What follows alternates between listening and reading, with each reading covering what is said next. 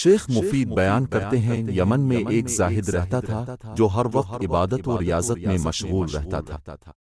اس زاہد کا نام مشرم بن وعیب تھا اور یہ زاہد یمن کے نام سے مشہور تھا۔ اس کی عمر 190 سال تھی اور یہ اکثر اوقات یہ دعا کرتا تھا، اے اللہ، اپنے حرم سے کسی بزرگ کو بھیجتا کہ میں اس کی زیارت سے مشرف ہو سکوں۔ شیخ مفید یہ فرماتے ہیں اس زاہد کی دعا قبول ہوئی اور جناب ابو طالب تجارت کی غرض سے یمن پہنچے اور اس زاہد سے ملاقات ہوئی۔ زاہد نے جب آپ کو دیکھا تو انتہائی تعظیم سے پیش آیا اور پوچھا آپ کہاں کے رہنے والے ہیں؟ جناب ابو طالب نے کہا میں تہامہ کا رہنے والا ہوں۔ اس نے پوچھا کون سے تہامہ؟ جناب ابو طالب نے جواب دیا کہ مکہ مکرمہ۔ زاہد نے پوچھا کہ تمہارا تعلق کسی قبیلے سے ہے؟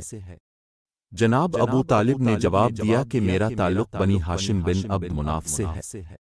زاہد نے جب جناب ابو طالب کی بات سنی تو بے اختیار آگے بڑھ کر بوسہ لیا اور کہا الحمدللہ، میری دعا قبول ہوئی اور مجھے حرمین شریفین کے خادم کی زیارت نصیب ہوئی۔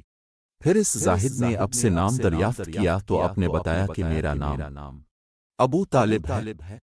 زاہد نے پوچھا کہ اب کے والد کا کیا نام ہے تو جناب ابو طالب نے بتایا میرے والد کا نام عبد المطلب ہے۔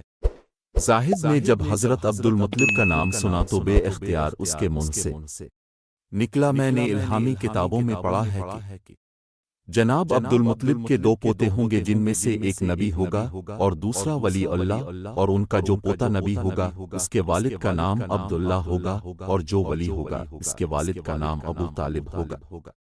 جب نبی 30 برس کے ہو جائیں گے اس وقت اللہ کا یہ ولی پیدا ہوگا اور اے ابو طالب، وہ نبی پیدا ہو چکے ہیں نہیں؟ جناب ابو طالب نے کہا میرے بھائی عبداللہ کا بیٹا محمد پیدا ہو گیا ہے اور وہ اس وقت قریباً 29 برس کا ہے۔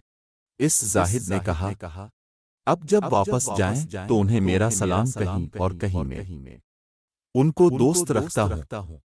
پھر جب وہ نبی اس دنیا سے پردہ فرما جائیں گے تو پھر آپ کے بیٹے کی ولایت ظاہر ہوگی۔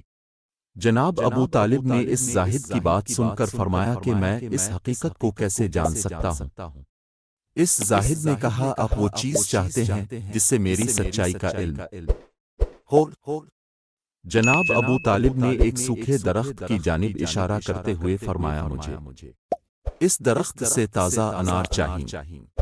اس زاہد نے دعا کے لیے ہاتھ اٹھائی اور بارگاہ خداوندی میں عرض کیا کہ اے اللہ، میں نے نبی اور ولی کی تعریف کی، ان کے صدقے میں مجھے تازہ انار عطا فرما۔ چنانچہ دیکھتے ہی دیکھتے وہ درخت ہرا بھرا ہو گیا اور اس میں تازہ انار لگ گئے۔ جناب ابو طالب نے وہ انار کھایا اور اس عابد کا شکریہ ادا کرتے ہوئے واپس مکہ مکرمہ روانہ ہوئے۔